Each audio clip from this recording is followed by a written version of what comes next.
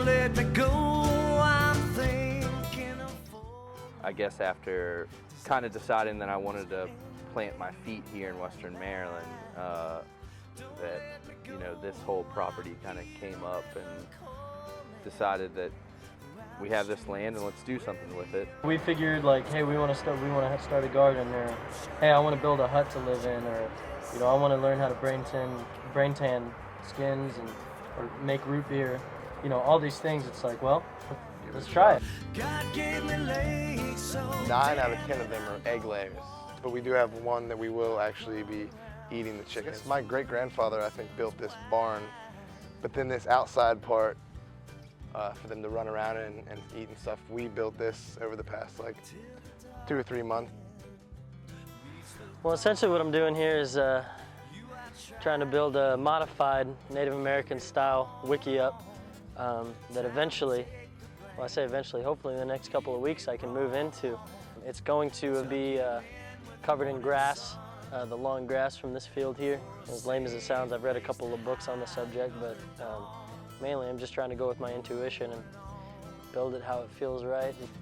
And hopefully, yeah, during the wintertime I can be living in here and living off of the food that I've gathered and foraged from the woods around here, trying to basically make this my home right now.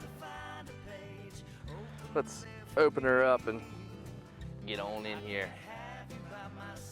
So we got some carrots up here and then some corn and nice onions and then turnips and lots of beets, a bunch of squash, eggplant, tomatoes. You know, we want to experiment with things like age-old remedies for bugs and stuff like that, like growing sunflowers in the middle of patches and magnolia plants all around that are natural insecticides. Yeah, I think our kind of goal here is to not just provide food for ourselves and for our community, but also to give back to the land that is giving so much to us by way of nourishment, to be able to leave it more healthy and not completely deplete the soil.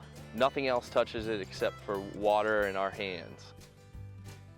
Making one's own beverages is something that runs pretty deep in the culture of Appalachia. What we're doing today is making sassafras beer. I'm going to take some sassafras root that I actually harvested myself from this land, and I'm going to add it in. And what you basically are doing is you're steeping it like a tea. I'm going to put it into this gallon jug, and I'm going to fill the rest up with water and water it down a little bit, and then add a very small amount of yeast. And another thing that I have over here actually is some staghorn sumac berries, which were used by the Native Americans, but also by the colonists. And it made a drink that's pretty similar to lemonade. It's a good way to spend time with your family making this kind of stuff, and it's a good way to spend time with friends, and it's a good thing to share, or, you know, a nice cold glass of root beer on a summer's day. For me, it's just been like common sense stuff. So And just trial and error too. Yeah, trial and error, definitely. Or just just all error. And then just talking to people, you know, I mean, a lot of it's been our communication with the other people that are into the same stuff. So it's, you know, I know like the summer lots and stuff have been, you know, huge helps.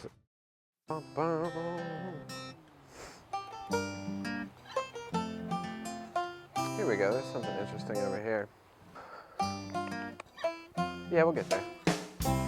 This was all hillside covered in honeysuckle. And it's really chaotic. You gotta understand that's just sort of our style.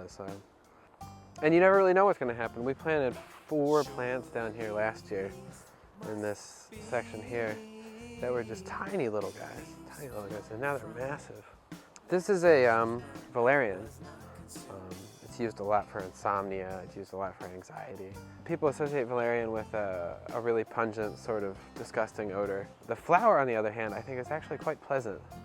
This plant here, the one we were just looking at, the lemon balm, is a known antiviral. So you can eat all these leaves. They go really good with cod.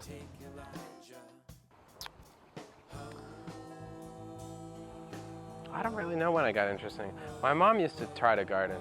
She did garden. She successfully gardened. Some of the things that she put in the ground are still there. And I remember as a child spending a lot of time looking at that because it was the only feature in the immediate area that wasn't attacked with a machine that had spinning blades on it. So there was always something interesting happening because it was allowed to live through its full succession cycle. I spent some time at this farm in North Carolina called Mountain Gardens that was run by this kind of a eccentric old man that he called a paradise garden. And a paradise garden was something that was really hard to define, but it was essentially just that. It was a garden that was so enchanting that it was always harder to leave than it was to come back. This guy had something like 900 species on a quarter of an acre. And the whole thing that really was kind of the kicker of it was that it was all just really kind of like a ramshackle production. It was just sort of like, let it go and see what happens. And what you get is a very unique garden that is, where everything growing there, except for all the invasive weeds, and even some of those, has some sort of function, whether it's a food or a medicine, or you can use it for textiles. I'd say it was about 5 years ago, 6 years ago, that it really became an interest in tearing up the lawn and turning it into something that was a little more interesting. I don't think we'd be able to like embrace what we're doing as much if it wasn't for the land that we have. We're pretty blessed to like be in one of the most like beautifully rich soils in the world, you know. We could go and do this somewhere else, but we don't, you know, we need it to be here. We want it to be here, you know. We're trying to turn as much of our outdoor landscape around us into something that is either producing something useful, producing something that is pleasing to the senses, or is just really nice to be around. Our knowledge and our learning comes from you know, people whose families have been doing these things in this area for generations. Whether what we're doing has anything to do with that is hard to say because, you know, we get most of our compost from the dumpster at the supermarket. And I mean, we used a gas-powered tiller to till up the ground. We use that four-wheeler to haul the water. We use the four-wheeler to haul the water. We used chicken wire that we got at the store. Right now, you know, it's like we all kind of live our lives with one foot in and 1 foot out, you know, and there's this whole side of it that's sort of postmodern in some aspects because it just makes sense. I think it's necessary for humans to know these things, and there's going to have to be a rebuilding of a way of life that hopefully is going to be more healthy and more, you know, it's a catchphrase, but, you know, more sustainable. Some of the motivation is, you know, self-sustainability and the idea that if you're going to be making medicine from plants, why not have that plant in your backyard? you know, with the consumption of oil and everything like that, people are going to have to, you know, confront that change soon enough. So to play any role in like making that happen and making people aware of where things come from, you can do it right, and it's much more rewarding. And if peak oil is a reality, that model will then again become feasible, where, you know, somebody can turn an acre into a small farm, and the economy will support that, which will be cool. You know, I'm excited about that.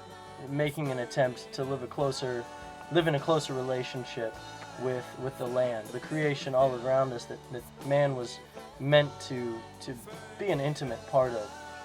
I enjoy the sense of completion that you get when you spend a day in the sun, working the earth. The sense of satisfaction of just seeing life grow.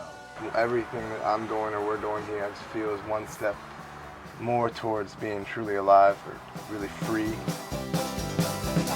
When your last dollar falls out of your pocket and into the hands of the wrong, well, you give and they take away, and it's been like this for too